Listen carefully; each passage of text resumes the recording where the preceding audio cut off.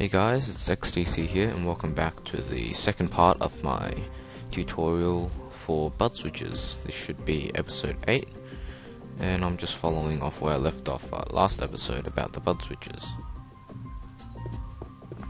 Now if you recall, I did mention that this setup over here, which was hidden behind a wall, is just basically this behind a wall. And that's actually not true, because if you have a look here, the piston extends below this block, and this is the block that is powered. Over here, the piston head extends out this way and is not affected by the block that's powered. So there is a bit of a difference here. So what happens is when I update this piston, it will reset itself back to this state where it's retracted.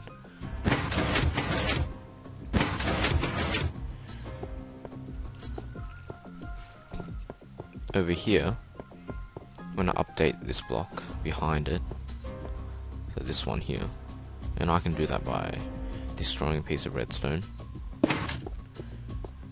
it will extend, which will turn this power off, and it won't retract because it hasn't been updated by this block. And if I update that block again, it will retract, turning this back on and updating this block, so that next time when it gets updated, it will realize it's powered, it will extend, and in turn switch this off, and then it just keeps going. So there's a slight difference between these two, but basically to make this one work, it's probably better to have a hole in the wall, because if you have it sticking all the way out, then the chances are you're going to have to expose some of this wiring or make it more complicated. So there's a few advantages and disadvantages, but they both work. This is just that mechanism here by itself exposed. So this is the block that's diagonally opposite and it's powered. Don't actually need this here, but it's just for looks. In here is the update area. That's going to update the block, but what I've done is I've actually put a block here and put a whole extra layer around it so that I can cover up the torches and the redstone. And now the only way to update that block is either to break it or by using redstone, which is much easier. So that's just a quick, for your information, I guess, because after watching what I'd recorded, I realized that this design over here and that one are slightly different, so just clearing that mistake up. So if you wanted to build one of these, it's relatively simple. I'll just copy that design there. You need a sticky piston and some block. I usually start it one block away. You need that, and a piece of redstone that goes down and around, and one block in front of the piston. You're going to need a torch. On top of that, you're going to need another torch, and over here you need a piece of redstone, which will be powered by this torch, and it's going to power this block, which is diagonally opposite. So there, as you can see, it's very simple. This is a basic bud switch, and it should work as soon as I switch it on. So to start it, you just need to do that. There we go. That will get it going, and from then on, whenever you update the block behind the piston, it will change states. And just as we used this method of getting the power from the block, we can use it on this side. Oops. To use this as an output. Okay. So this can be output to a door or a T flip-flop or whatever, sorry. But this kind of serves as a T flip-flop, I guess, as well. So this can be output. This is the resetting line. So that's how you build this. And oh, mobs, I better fix up my time. Okay, so this design over here is the first one I showed you in the previous video, and this one self resets. can see. So you'd probably want to hook this up to a T flip-flop to save the state of this. And just in case if you're wondering how to build it, it's very simple. You need a sticky piston there, and underneath it, one block in front of it, you need a torch. That's the block that's going to move, and you're going to need a repeater to drag the current out of this block. This repeater will power this block, which holds this torch, and a block on top of that torch, which will power this block over here by placing redstone on there, and there you go, nice and simple. And I believe you can change this. I wonder what it will do. Okay, so it will be just a little slower, so this doesn't do much. And you need this here to... oh, actually you don't need this. Yeah, actually you don't need it, I guess. But both ways will work. With the repeater you can set a delay to it, but I don't really see much use for that, so both ways will work. Now, I'm sure many of you were wondering what was this big glass cube doing here, and I'll go in and show you guys. So this here is exactly what it looks like. It's an island which I created. It took a lot of time, and yeah, it's basically a small island setup.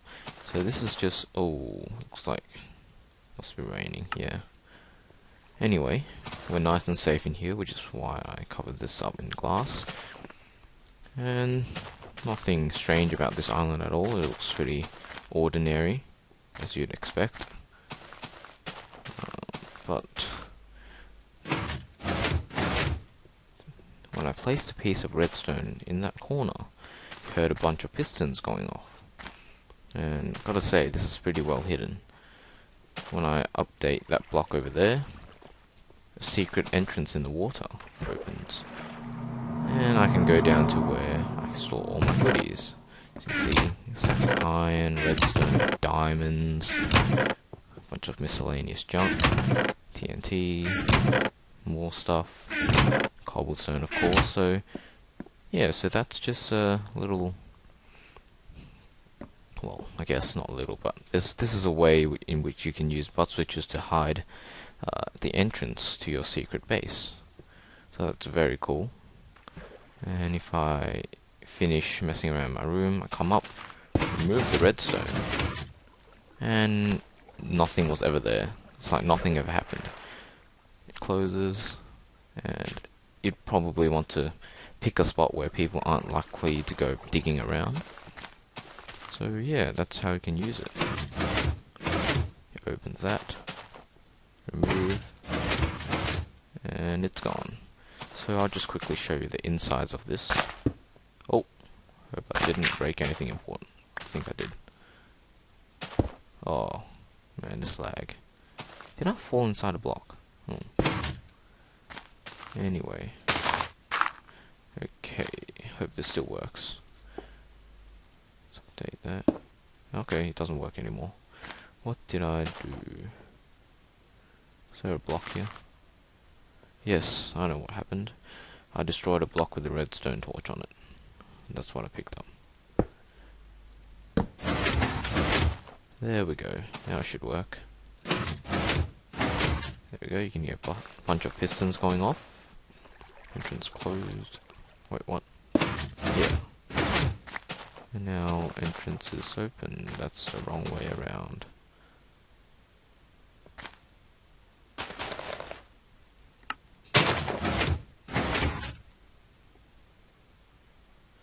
Wait.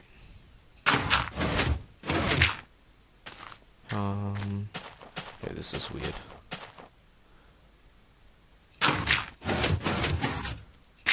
Okay, that should fix it.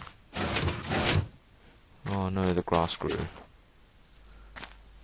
Anyway, I'll just show you how the concept works. So this is a bot switch, which is powered diagonally by this block, by this torch.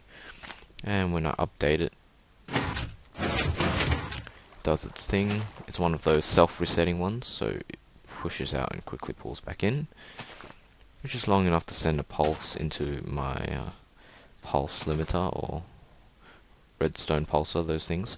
And here is just a T flip-flop. Underneath is a torch there, which powers this line, and this line goes to this piston, which covers up my entrance to the underwater base. So if there we go. Oh, whoops. There's my piston. And I put that dirt there because I don't want water spilling in. But when I remove the redstone, piston retracts, opening a hole underneath there, which goes to my underwater base. And once I get under this water, it's good. And I could hook up a switch to close it from the inside, but I'll save that for another day. Whoa! Ooh, nearly let a flood into my redstone place. Anyway, so that's pretty much it for this bit. The water flows.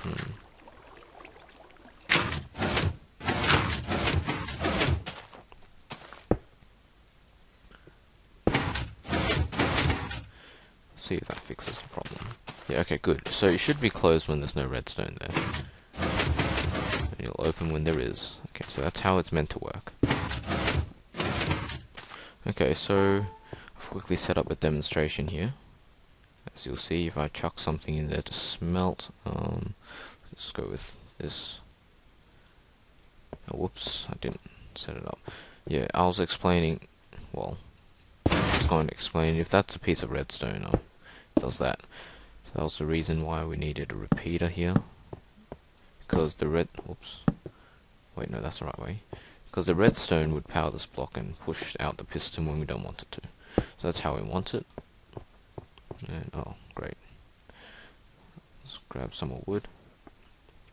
So, if I wanted to smelt something, whenever it turn on, it would trigger the butt switch, which then hopefully by now, oops.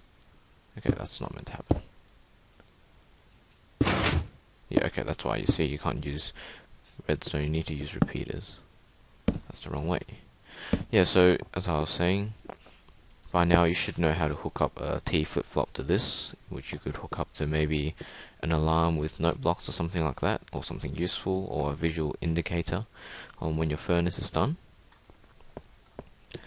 So yeah, that's why you can't use pieces of redstone, because the redstone would power this block, which would power the piston, and that would defeat the whole purpose of this butt switch. So yeah, that's how it works. I'll quickly build one here, because I only have a few minutes left in this video. So you want to build, I guess, a nice wall to cover it up. And with this piston, the block that you're going to power is this one. Underneath here, you have a torch, block, a repeater to pull out the signal into one of these, and then again, upwards one, torch there. Final piece of redstone will power this block, which is, as I said, diagonally opposite to this piston. And oops, your furnace alarm is ready to go. Just hook up a T flip-flop, a couple of note blocks, and you're good. So I hope you guys found this tutorial easy to follow along and helpful. If you guys enjoyed the video, please leave a like, and yeah, if you like the videos in general, please do subscribe. We appreciate your support and of course your comments and input. It helps us and motivates us. So yeah, thanks for watching.